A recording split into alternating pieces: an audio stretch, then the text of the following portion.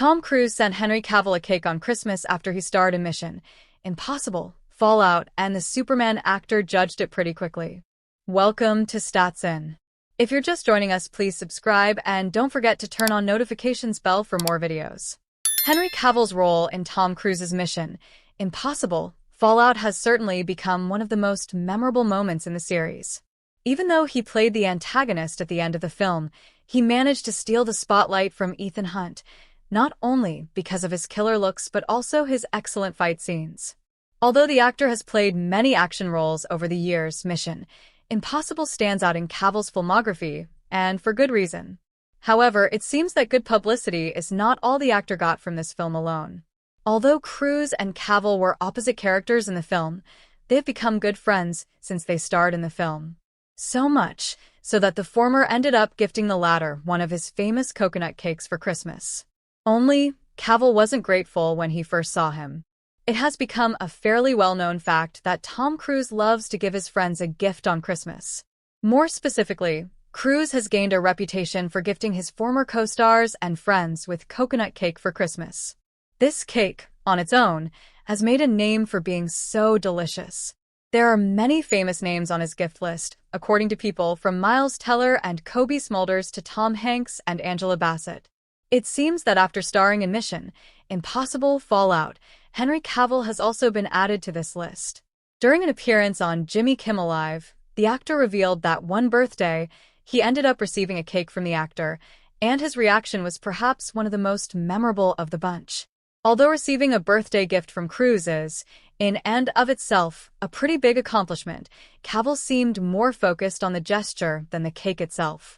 He admitted that one of the first thoughts that crossed his mind when he saw the cake was that he was definitely not going to eat it. "I thought it was impossible to eat that. It will be made of healthy stuff. This is Christmas. I'm not healthy at Christmas." The reason for this is that Cavill was convinced that the actor would send him something healthy for Christmas. Since Cruise is known to be very fit, the actor assumed that the cake would be very healthy and stated that he does not like to be healthy on Christmas. It's safe to say that Henry Cavill judged Tom Cruise's cake very quickly. However, he learned his lesson very quickly, as he revealed in the interview. The actor revealed that after he put the cake aside, one of his friends came to his house and asked about the cake. They saw the cake sitting there and said, "What is this?" I said, "That's a Tom Cruise cake." And they said, "Sorry, say that again." I said, "This is a Tom Cruise cake." And they said, "Why don't you eat it?"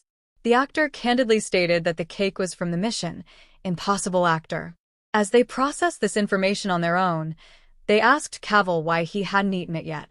Although the actor gave his explanation, they decided to cut the cake anyway to see if he was right about his assumption. I said it's probably healthy, and they went to open it. I cut it, and it is the most luxurious and unhealthy coconut cake. So I then ate it all. Cavill soon realizes that his assumption couldn't be further from the truth, as the cake is both unhealthy and extremely delicious. With this, the actor revealed that he ended up eating the whole thing himself. One can safely say that Cruise is an excellent gift giver. Cavill was born in Jersey, the largest and southernmost of the Channel Islands, which are dependent territories of the British Crown and are located off the coast of Normandy, France. He is the fourth of 5 sons of Marianne Cavill, née Dalgliesh, a secretary, and Colin Cavill, a stockbroker. The family lived in St. Helier, where Henry Cavill grew up playing computer games with his brothers. At age 13, he left Jersey to attend the Stowe School, a boarding school in Buckinghamshire, England. At Stowe, Cavill developed an interest in acting and participated in school productions, including Grease, A Midsummer Night's Dream, and Tom Stoppard's Dog's Hamlet.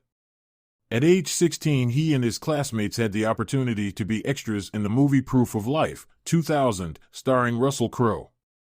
While on set, Cavill introduced himself to the recent Oscar winner, who encouraged him to pursue acting professionally.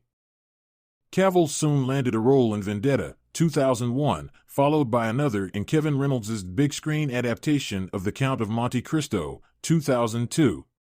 For the part of Albert Mandigo, Cavill, who has said that he was teased for being overweight as a kid, was encouraged to lose several pounds.